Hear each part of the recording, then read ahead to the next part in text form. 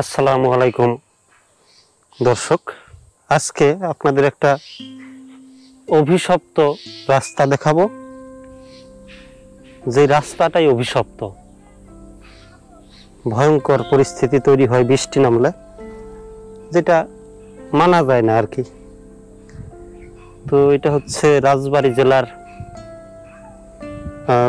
মূলঘর ইউনিয়নের নতুনপাড়া গ্রামের একটা রাস্তা। এই যে দেখেন, কাদাযুক্ত। আজকে বৃষ্টি হয় নাই, একটু যাওয়া আশা করা যাইতেছে।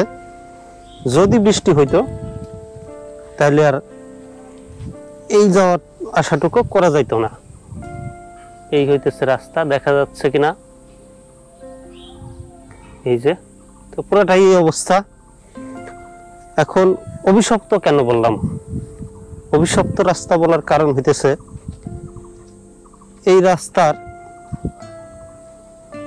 গত 15-20 বছরে আমি এক কোদাল মাটি কোনো মেম্বারেরও ফালাইতে দেখি নাই, কোনো চেয়ারম্যানেরও ফালাইতে দেখি নাই। তো এই মুহূর্তে যারা এই এলাকার মানে মাটি ফালানোর মতো বা রাস্তায় ইট দেওয়ার মতো একটা ব্যবস্থা করার মতো যেসব লোকজন আছেন, তাদের বক্তব্য হচ্ছে এই রাস্তার আশেপাশে যারা আছে তারা কি আমাদের ভোট দিছে নাকি? এখন রাস্তার সাথে ভোটের কি সম্পর্ক? তো আমার কাছে তো এরকম কোনো কিছু দেখি না যে রাস্তার সাথে ভোটের অনেক গভীর সম্পর্ক আছে। কারণ ভোট দিলেও যে চেয়ারম্যান হওয়ার সে চেয়ারম্যান হয়, আবার ভোট না দিলেও যায় চেয়ারম্যান হওয়ার সে কিন্তু চেয়ারম্যান হয় বা মেম্বার হচ্ছে।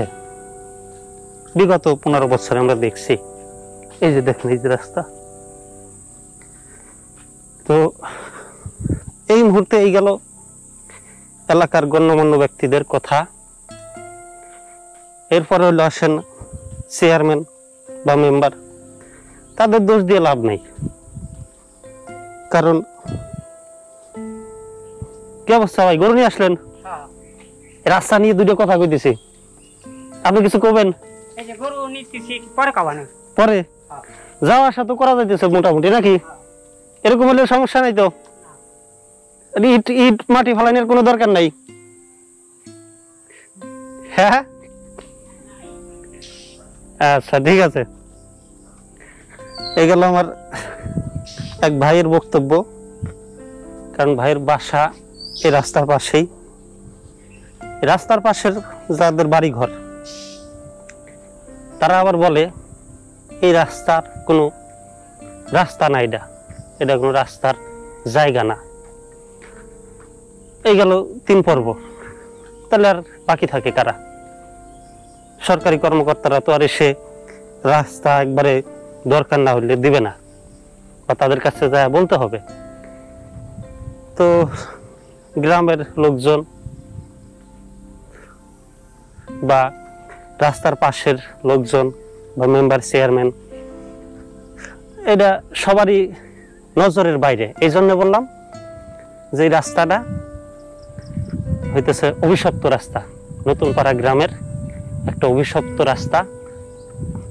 যারা দেখবেন নতুনপাড়া গ্রামের, যাদের দরকার, পারলে শেয়ার দিয়েন। আর কতদিন এরকম থাকবে?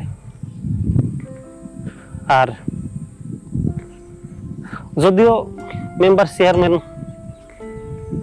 নাম ধরিয়া বা নাম না ধরিয়া বলার কিছু নাই, ভয়ের কিছু নাই।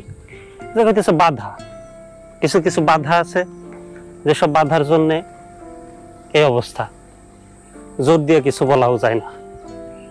তো সবাই ভালো থাকবেন। যারা এখনো চ্যানেল সাবস্ক্রাইব করেন অবশ্যই সাবস্ক্রাইব করবেন, ভিডিওতে মন্তব্য জানাবেন, এবং ফেসবুকে যারা দেখছেন পেজ ফলো দিবেন। সবাই ভালো থাকবেন, সুস্থ থাকবেন। আল্লাহ হাফেজ।